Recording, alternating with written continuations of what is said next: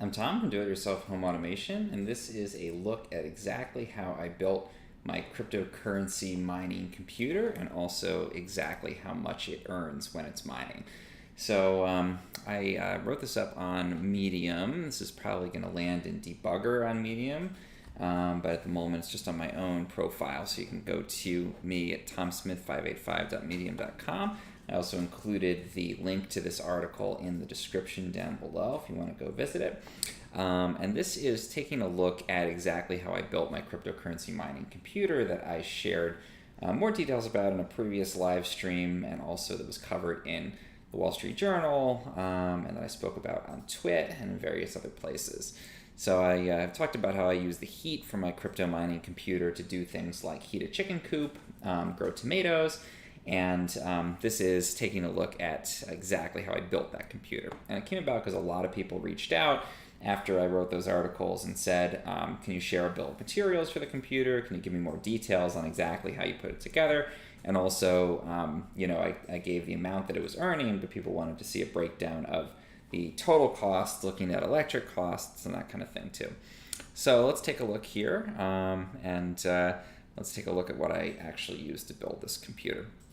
So as I share in the article, I just built a computer with one graphics card. Most serious miners would probably put many more than that. People have done usually around 10. Some people have done as many as 78 graphics cards in a single computer, because that's really going to be the core of any mining computer, is the graphics card. And I got mine in 2018. It's an NVIDIA GTX 1070. And even at the time, it was very hard to get. Now with Bitcoin soaring to such high prices, it's almost impossible to find these. But I happen to have mine from that original experiment. And even then, I had to go to Best Buy to look at different stores. And one interesting thing with the market for these graphics cards is that a lot of stores try to keep some in stock for gamers, because they're primarily used by gamers. And they don't want to alienate that audience by only selling to miners. So miners being people, mining coins, not miners like people who are younger. And so they keep some in stock, and sometimes it's possible to get one. So I actually got one for $349.99 at the time. And when it first arrived, I put it into my Dell desktop, and it just completely wouldn't fit. It was way too big to be able to fit into that computer. And that's something important to keep in mind if you're going to build your own cryptocurrency mining computers, that these cards are big, they're bulky, they often take up 2 PCI slots, so you just have to be prepared to be able to accommodate it. And my compact computer could not handle that. So instead I took an old bare bones PC that I had from another project, which already was kind of aging when I did this experiment in 2018. Now it's very old, and I put the card into that. And the specs there for that, I shared the exact processor, motherboard, and RAM here, as well as the case. And you could get these things if you wanted to, used. They're still available used on Amazon. There's a refurbished version of one of these on Newegg. And I looked and saw that if someone tried to build my exact configuration today, it cost about $300. But you really don't want to do that, because these are all old parts, and for about the same money you can actually get modern parts and build an equivalent PC, but with much better specs and with parts that are still going to be supported and are current. So I asked a couple of friends in the computer engineering fields what they would recommend to build a bare bones computer to put my 1070 into, and this is the bill of materials that one of my friends came up with. I think this is a pretty good set here. This is all stuff that's available either on Newegg or on Amazon, and you can go to that article and find this exact breakdown. You can see the total price is $249.83, so under $250, even a little bit less than I spent, will get you all of the pieces that you need, minus the graphics card, which obviously is the core of the computer and also probably going to be the hardest to find and most expensive aspect. So good luck finding one of those. Maybe like me, you have an old one sitting around, or you have a gaming PC that you want to repurpose for a mining rig. However you have one of those, this is the stuff you would need to build a computer to kind of wrap around that. If you don't feel like building your own PC, for about $450, you can get pre-assembled computer that has Windows and has everything that you would need. They're not going to be the best brands. A Payson, I wasn't even sure what that was, or Acer, and then you could drop a GPU into that. So it's going to be a little bit more expensive, probably in the $350 to $450 range for that basic PC. And then again, you would just take your graphics card, drop that in there. Again, like I said though, make sure that you have a PCI Express or PCI Express 3 compliant motherboard, and it's got to have a dual width X16 graphics slot. So make sure it has enough capacity, enough space to be able to handle that large size of card. The other thing you might want to consider, this bill of materials includes a basic power supply, and this is live, so if anyone has any questions, feel free to chime in. This is the basic power supply.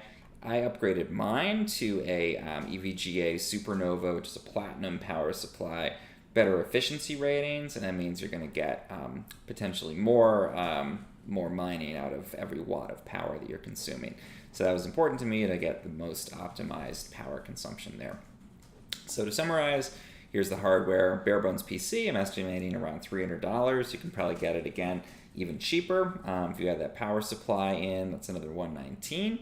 And then the NVIDIA 1070 GTX that's in mine was $349.99. Total price $768.99. And here's how it looks when it is operating. You can see the GeForce GTX in there. The rest of it's just your basic stuff. Here's my EVGA power supply. And this just simple, I think it's a Roswell case. So how does it perform? As I shared in the debugger piece that kind of inspired this, which again, you can go to debugger.medium.com. I use NiceHash Miner to do my mining, and that's a one-click operation. You just press a button and it switches on and starts mining. A lot of serious miners would probably use directly use the algorithms that you would need to mine these currencies. I'm not a serious miner, I'm a journalist, so this is more about an experiment for me. I like that NiceHash makes it really easy. And even mining with NiceHash Miner and that one-click operation, when I wrote this piece, it's down a bit now, but when I wrote it, Bitcoin was at 55,000 per coin, and that means that my rig generates $3.46 per day, which is about $103 per month. And it's running the Dagger Hashimoto algorithm, which means it's probably mining Ethereum. But the way NiceHash works is you just contribute your hashing power, and then you'll be paid in Bitcoin no matter what coin your computer's actually mining. And it'll optimize for whatever you your computer happens to be best at mining. So you can see here, $3.46 per day. You can see the mining performance here. That's pretty close, by the way, to the estimated amount for a 1070. If you look at whatomine.com, it's estimating around $3.60. I'm at $3.46 per day. So, pretty close to that. That difference maybe represents some of the loss of efficiency in using NiceHash instead of using the mining algorithms directly, but again, that doesn't really matter to me.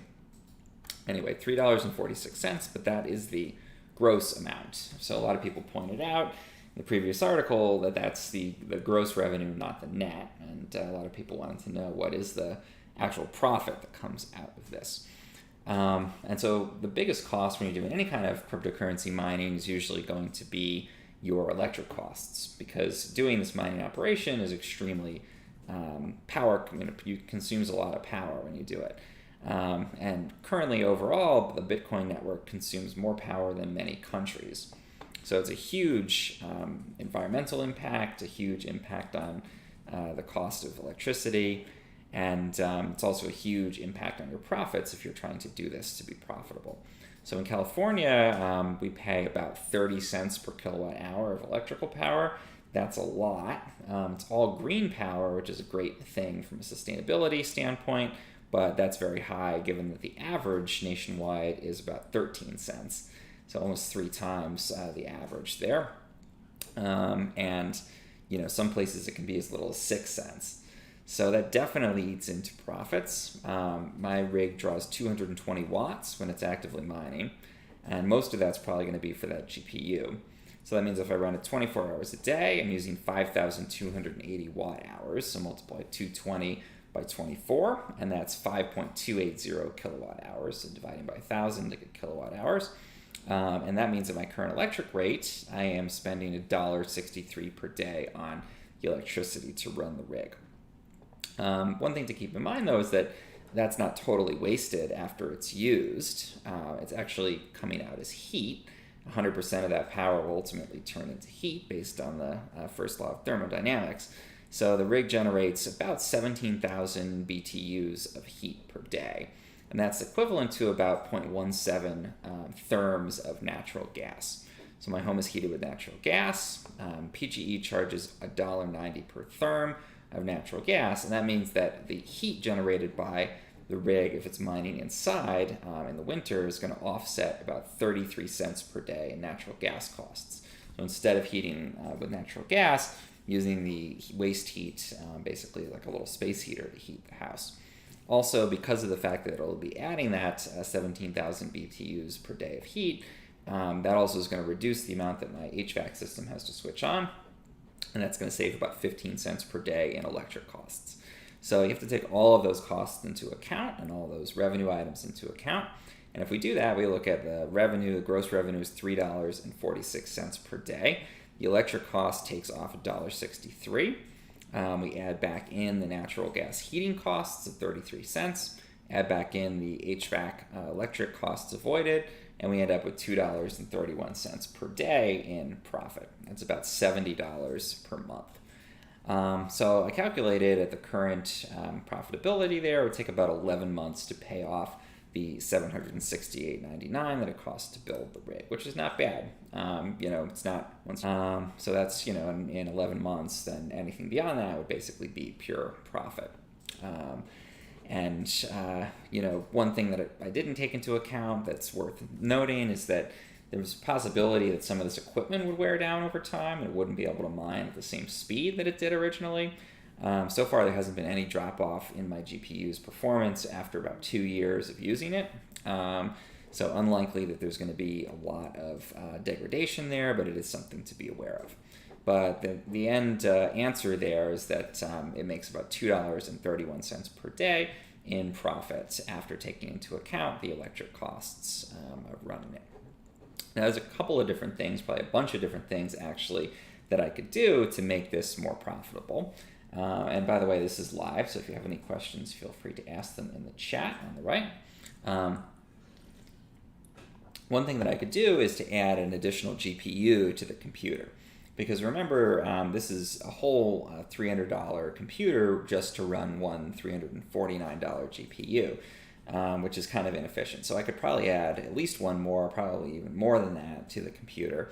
And the fixed cost of the computer's components would stay the same, but I'd be adding on the cost of a GPU and then making back that money with the mining. So probably adding more GPUs would make this more efficient because there'd be more graphics cards that are working to basically earn back the money spent on the rest of the components of the computer. So kind of economies of scale there almost. If you add more GPUs, then the contribution of the cost of the other components to the overall cost of the system isn't as high. And that's why you see a lot of miners who have maybe 10 GPUs in a serious mining computer. So that's one thing to add in. Of course, my electric costs would increase too, but presumably the profitability would increase because it would be mining a lot more. I could also reduce the amount I'm spending on electricity. Again, mine is actually profitable now. My setup, even with California, is very high electric costs. And from a sustainability perspective, that's great because all of our power is green, so I'm not contributing to climate change or anything there. But if I was living somewhere with lower electric costs, then the profits would be even more substantial. So some regions of the country might pay an average, again, it was 13 cents per kilowatt hour. Some might pay even less. There's a lot of hydro near you, for example. That could be the case. If there's a lot of nuclear, that can be the case. So it's definitely possible to pay less. So that would be one thing. Obviously, I'm not going to move to have more efficient profits there, but one other thing you could do, even here in California, is use solar power to run your rig. So the sort of way to do this with something like that would be if you had panels on your roof already and maybe you're not using as much power as they're generating, normally through net metering, you end up selling that power back to your utility at a pretty terrible rate. It's usually around 5 cents per kilowatt hour. If you used that power instead to run your rig, you would generate a lot more than that in profit. And again, the cost of the electric would basically be free. Let's see, will this data be available later on? Description link, for example. Charlie T asks, yes, let me go ahead and drop that in. This is the article that has the information about all of this, so you can go ahead and read that anytime. It's over on Medium, and you should be able to get access there. Even if you're not a Medium member, you should get a couple free articles. Let me know if you're able to access that. So thank you for asking, Charlie. Again, this is live, so if anyone has any questions here on YouTube or anywhere else that you're watching this, feel free to put them into your chat. I can see them here.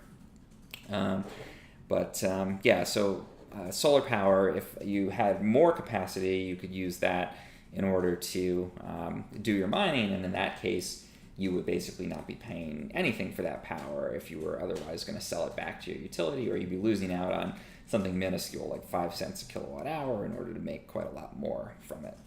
One other use case for that, well, actually two others, you could potentially put additional capacity onto a solar panel system you already have in order to add some capacity to do mining, and you could probably pay back the marginal cost of adding a couple more panels relatively quickly because your electric costs would be reduced to zero. And again, the advantage there is that it's all green power, so that's always good. And the final way you could do it, as I profiled here in a lot more detail, I'll drop this link in the chat as well. You could also potentially, as I've experimented with, build your own dedicated off-grid solar system specifically in order to mine.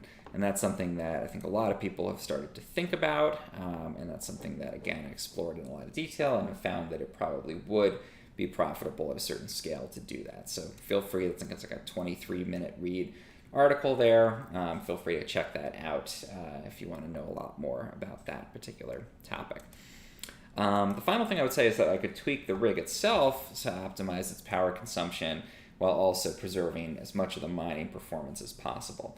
And the way to do that is with software like MSI Afterburner, which you can use to dial in a specific power level to the GPU. And obviously reducing the power consumption of the GPU is going to reduce your mining performance, but the two aren't necessarily linearly related. So you may be able to increase decrease the power consumption without major impacts on the hashing rate and thus the profitability, and save a lot on electric power but without really degrading your earnings too much. And it's really about finding, as I said in the piece, finding the sweet spot between power savings and mining profits. So you really want to try to optimize that balance, and that's definitely challenging and takes some trial and error. And I didn't do that with this, but I did experiment with using MSI Afterburner, and you can dial in an exact power level and see what your impact is on your overall earnings. So that's something to consider too.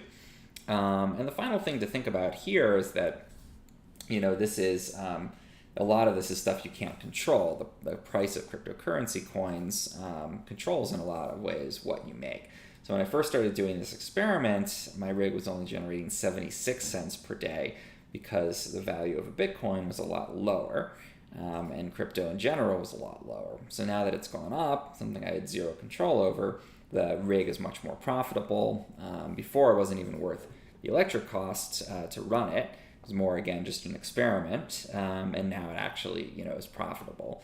And, that I think brings up something important, which is the fact that, for doing this kind of thing on a small scale, you're probably not going to make a ton of money doing it.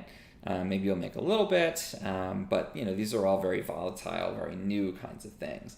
So I think rather than coming into it with the expectation that you'll make any kind of profit, the best way to look at it is a learning experience, a way to get more hands-on experience generating these coins, using them, understanding a lot more how this industry works. And I've found that kind of hands-on experience, to me at least, was worth a lot more than any revenue generated out of it. So yeah, you probably won't strike it rich, but you might learn a lot in the experience. So that's my breakdown. Again, I'm going to put this all in the chat here. It's also in the description below if you're watching this after the fact. Go ahead and check out this build materials if you want to see the exact breakdown of some of these things that you can build.